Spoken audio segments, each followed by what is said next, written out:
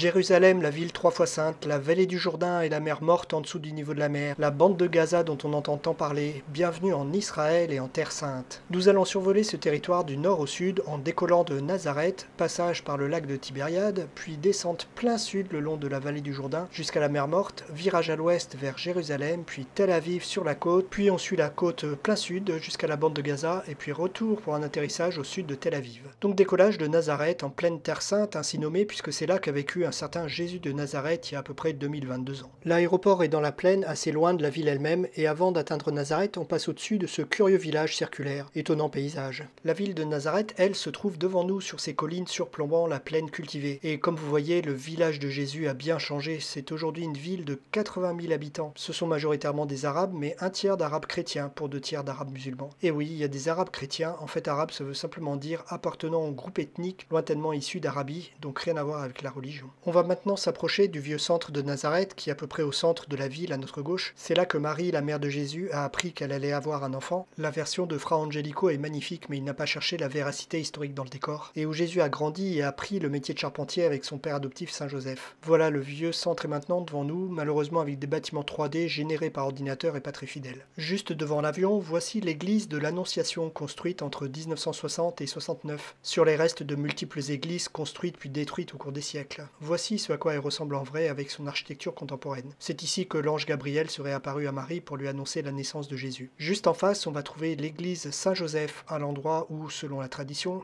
on place l'atelier de charpentier de Saint-Joseph. Ces deux églises sont aussi le départ d'un chemin de randonnée de 65 km appelé le chemin de Jésus. Vous pouvez ainsi suivre les pas de pèlerins qui depuis 2000 ans visitent les endroits où Jésus a vécu et enseigné, comme la ville de Cana en banlieue de Nazareth ou Capharnaüm sur les bords du lac de Tibériade. On va justement aller vers ce lac en prenant plein est.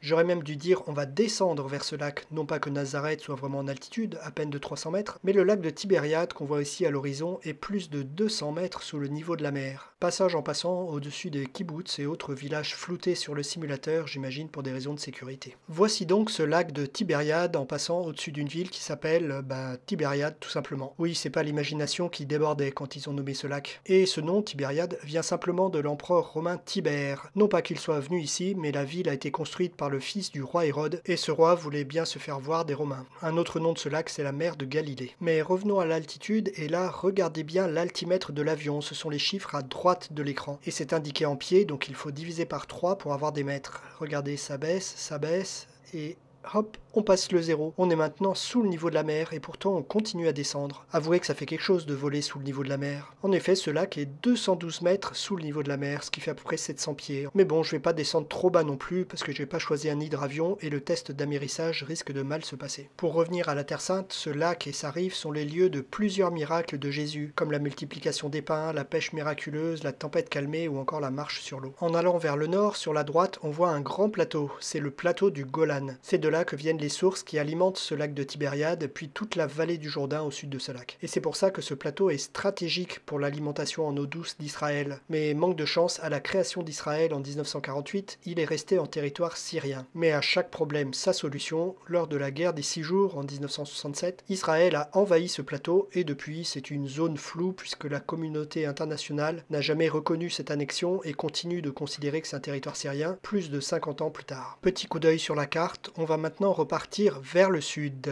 et voir que le lac de Tibériade se vide par un fleuve qui part plein sud, c'est le Jourdain. Mais ce fleuve a beau démarrer à 212 mètres sous le niveau de la mer, ce qui est quand même mal parti pour un fleuve qui est censé se déverser dans la mer, il arrive encore à bien couler puisqu'il arrive à la mer morte qui, elle, flirte avec les 430 mètres sous le niveau de la mer. En bref, le Jourdain, c'est incontestablement le fleuve le plus bas du monde. Devant nous et sur 120 km jusqu'à la mer morte, ce fleuve marque la frontière entre Israël à droite, ou plus précisément la Cisjordanie, et la Jordanie à gauche. Pour une fois, on a une relation à peu près normale entre Israël et un de ses voisins, grâce à un accord de paix signé en 1994 entre Israël et la Jordanie, et qui règle tous les différends et précise même le volume d'eau du Jourdain que chaque pays a le droit d'utiliser. Comme on dit, les bons comptes font les bons amis. À droite, la Cisjordanie, c'est une région qui a été jordanienne, mais récupérée par Israël suite à la guerre des 6 jours en 1967. Aujourd'hui, les cartes qui essayent de montrer avec des couleurs qui contrôle quoi dans cette région ressemblent surtout à une peau de léopard, tellement tout est imbriqué bifurquée entre ce qui est contrôlé par les Palestiniens et ce qui est contrôlé par Israël. On voit bien sur ces images que cette vallée du Jourdain est très cultivée grâce à l'apport d'eau de ce fleuve. La principale culture qu'on y trouve, ça va être la date. Et voici maintenant au loin la mer Morte qui apparaît devant. Quelques kilomètres avant d'y arriver, juste sous l'avion en ce moment, voici le lieu du baptême de Jésus par Jean-Baptiste. Vous avez le choix de visiter ce lieu depuis la Jordanie ou depuis Israël en fonction de votre passeport, en particulier si vous êtes américain ou iranien. La mer Morte porte ce nom puisque l'eau ne va nulle part, elle s'évapore naturellement et puis c'est tout. Le résultat, c'est une salinité 10 fois plus importante que l'eau de mer. Et du coup, on y flotte naturellement sans même avoir à faire la planche ou à nager. Par contre, prévoyez bien une bonne douche d'eau douce après. En passant, regardez l'altimètre à droite, on est à moins 1000 pieds et on continue à voler. Cette évaporation n'est pas compensée par l'arrivée d'eau du Jourdain, du coup la surface de la mer Morte diminue année après année et son niveau baisse chaque année de plus d'1 mètre. Si bien que la mer Morte, chaque année, elle bat son propre record de l'endroit le plus bas du monde. En ce moment, elle est à 435 mètres sous le niveau de la mer, mais l'an prochain, elle sera à moins 436, l'année suivante, moins 437, etc. Comme vous voyez, on quitte maintenant ces niveaux sous la mer et on va prendre maintenant plein ouest vers les montagnes. En effet, au milieu de ces montagnes, on va trouver la ville la plus connue de ces 4000 dernières années, la ville 3 fois sainte, puisqu'elle est sainte pour les juifs, les chrétiens et les musulmans. Il s'agit bien sûr de Jérusalem. Mais vu d'avion,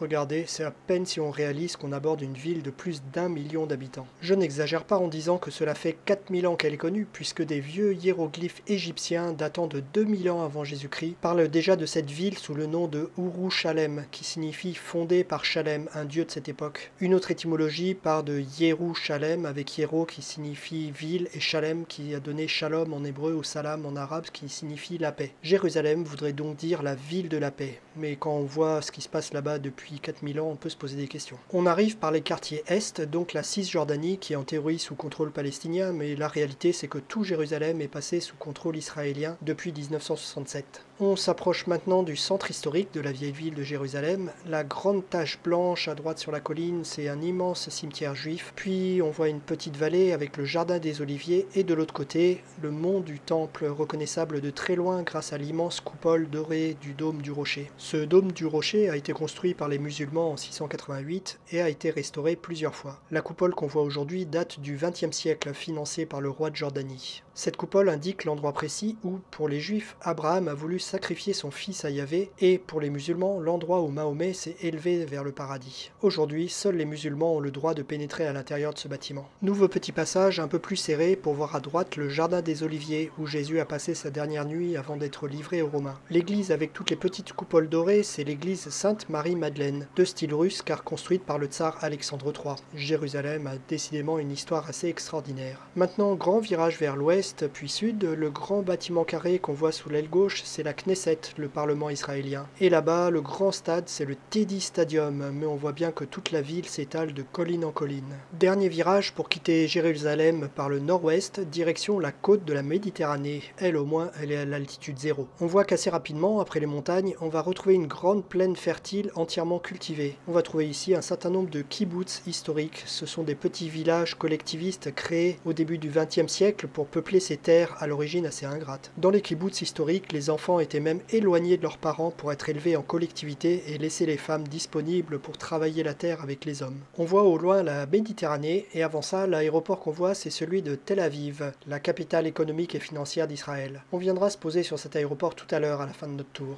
On va aborder Tel Aviv par le nord et on suit ici le Yarkon, un petit fleuve qui borde la ville vers le nord. La cheminée là-bas en bord de mer, c'est la centrale électrique de Reading. La piste qu'on voit à droite, c'est en fait un fantôme. Elle correspond à un ancien aéroport, Dov Oz, qui a été fermé en 2019 et dont aujourd'hui il ne reste rien en fait. Aujourd'hui, il est remplacé par un grand programme immobilier luxueux. On suit maintenant vers le sud le magnifique front de mer de Tel Aviv, alternant plage, parc et promenade. Il y a autant de rapports entre Tel Aviv et Jérusalem qu'entre une boîte de nuit et une synagogue. Tel Aviv est une ville jeune et riche où l'on peut se prélasser sur la plage avant de faire la tournée des bars branchés sans se demander si les lieux sont fermés pour cause de Shabbat, contrairement à Jérusalem où plein de lieux sont fermés le vendredi. Ici, dans le sud de la ville, on trouve l'ancien quartier de Jaffa et son petit port vieux de 3000 ans. C'est ici que les colons juifs sont arrivés par vagues pendant tout le 19e siècle et ont peu à peu agrandi cette ville de Jaffa tout en cultivant des champs d'oranges. Au début du 20e siècle, les colons ont décidé de construire une ville nouvelle dans les dunes de bord de mer au nord de Jaffa,